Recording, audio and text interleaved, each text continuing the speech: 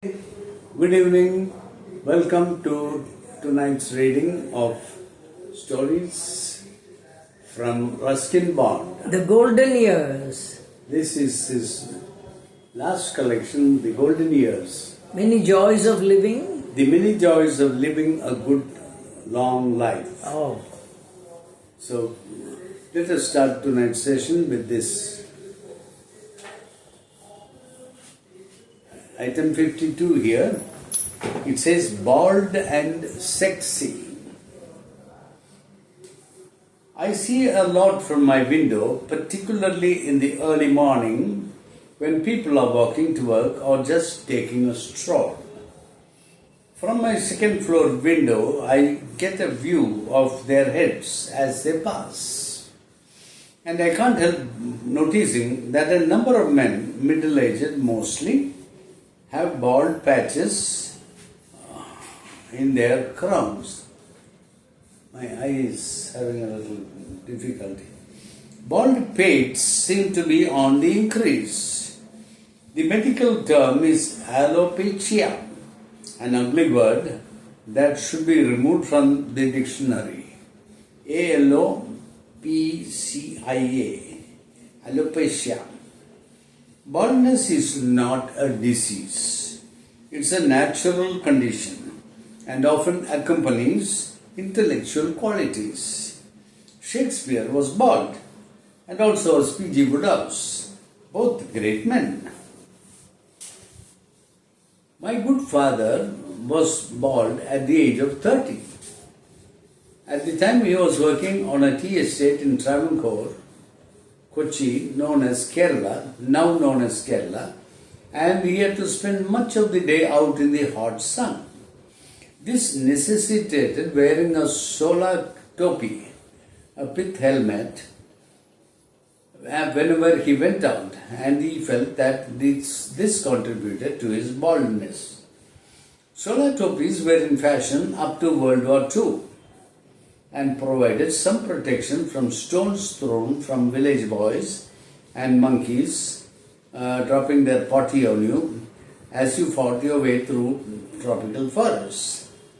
That's a nice sentence. I'll read again. Solar topis were in fashion up to World War II and provided some protection from stones thrown from village boys and monkeys dropping their potty on you. The loss or growth of hair can be due to several reasons, I suppose, hereditary or lack of sunlight, or the intake of certain kinds of medication. Some years ago, when I was on medication for high blood pressure, I found that the hair on my scalp was increasing. Some months later, when I had to change my medication, my hair grew scanty and started falling. Oddly enough, bald men often have a lot of hair on their chests. They are amorous by nature. Women are attracted to them, which is probably why some actors are now going to the trouble of shaving their heads. I have been losing hair quite rapidly in recent weeks, but I haven't noticed any special interest being taken in me by the opposite sex. But my Persian cat, Minnie, has been more affectionate than usual. So perhaps there's something to this theory.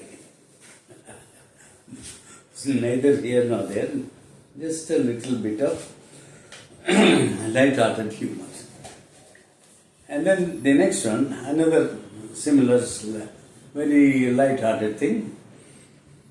This is number 53. A goofy old man. Yes, I see a lot from my window.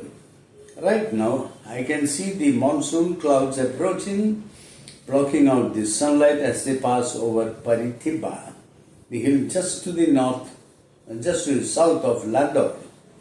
We have already had some rain, but the real downpour will start tonight.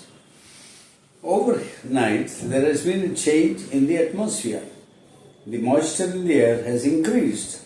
The humidity seems to have brought the insect world to life or death. There is a drowned moth in the water jug. A spider peers at me from the opposite wall. Where has she been all these months? Devouring her mates, presumably. I'm sorry, little bit of disturbance there. A little beetle wanders about on the rubber plant. He has obviously lost his way. Mimi is stalking a skink, one of those tiny reptiles that appear during the rains. Yes, rain is in the air. I can smell it. The damp sorry. The damp earth, the rain-washed leaves of the chestnut, a pack of stray dogs rushing about, enjoying the drizzle. Yesterday they were supines, asleep in the shelter of my steps. Today I don't see bald heads. I see umbrellas, colorful umbrellas, pink umbrellas, orange, blue, green, multicolored. What happened to those gloomy black umbrellas? Here is one, shielding an old lady out to buy her vegetables. As the rain stops, she shuts it and uses it as a walking stick. There was a time when I used to walk a lot in the rain, and I was constantly losing umbrellas and buying new ones, and sometimes they were borrowed and, like books, never returned. Back in 1970, when colorful umbrellas were coming into vogue, I wrote a story, a fable really, called The Blue Umbrella, about Binia, a little girl I knew, and her romance and adventures with a new umbrella. Her romance and adventures with her new umbrella. The little book took off and has been my most successful book, sales-wise and otherwise too, over the years. At noon, the pedestrians scatter, for the tourists in their cars have taken over the road. It narrows down right here, where the result that 100 cars coming up the road, with the result that 100 cars coming up the road en route to the summit confront 100 cars coming downhill, and it can take an hour or more for the resulting jam to be unjammed. Fortunately, the drizzle and the cool breeze help to keep umbrellas under control, and the congestion is finally eased without too many incidents of road rage. But only last week, at the other end of town, an enraged visitor produced a kirpan, that's a dagger, and attacked the taxi driver, who is now in hospital recovering from his wounds. Slipping between the openings in the waiting traffic is my postman, always welcome. There was a time when he brought checks for the famished author, but now payments are transferred electronically to bank accounts. Yes, just one letter for me today, a little poem from a reader called fans these days. Her name is Vidisha, and she gives no address, but here's the poem addressed to me. A snowdrop knocking on the window, and an old goofy man wakes up with his typewriter, cleans his spectacles, and ready to drift over snow-covered mountains to collect some pieces that drifted away along the stars. And he found a little piece of him still waiting from the edges of the mountain. So still waving from the edges of the mountain. Thank you, Vidisha. I like the poem. And I'm still waving from the mountains, but I'm not crazy about the line about an old goofy man, which refers to the author. But then one has to be a little goofy to survive for almost 90 years in a world that has long since gone goofy. And I hope it will be a better world when you grow up. So that is the last one. I'll have one more for you. Happiness is history. This is going to be good. This is number 54. Happiness is history. Happy is the country which has no history. This observation was made by a philosopher of old. A country inherits its conflicts, prejudices, divisions, ethnic and religious differences, and it cannot change the past. A past of lost empires, failed kingdoms, invasions, migrations, the diversity of languages. These are the inheritance of a country such as ours, and it takes a very wise leadership and a reasonably wide political class to deal with the unhappiness all these conflicts bring about. There is, of course, one antidote to unhappiness, and that is prosperity. If all of us are making a good living and our families and companions are comfortable, harmony prevails. A hungry man is an angry man, and no one feels like fighting after a heavy meal. But is there a country without a history? Greenland perhaps? Or Baffin Island? Or some dot in the South Sea, South Pacific? But those are usually protectorates and have tiny populations. Even Pitcairn Island, with its 50-odd inhabitants, has a history of violence. Human beings are fickle.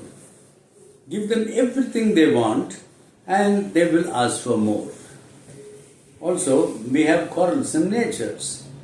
We find it difficult to get on with our neighbors, let alone strangers. Somehow, hate seems more satisfying than love. You feel good after getting the better of someone you dislike. For a change, let us try loving our enemies. If nothing else, we'll confuse them. So that was number 54. Oh, there's another 55. I think 55 is War and Peace. It's a rotten old world. But when has it been otherwise? It's a world full of hate and greed and conflict and fearful weapons of mass destruction. But when was it otherwise? I grew up during World War II, the war to end all wars, supposedly. Hitler grabbed most of Europe. Japan grabbed most of Asia. Millions of Jews were starved to death or sent to the gas chambers. Russia suffered a merciless invasion and then threw back the Germans with equal ferocity. Japan attacked America. The war spread across the Pacific. Finally, America dropped atom bombs on Hiroshima and Nagasaki, wiping out entire populations. I was 10 years old in 1945. I saw it all from a distance.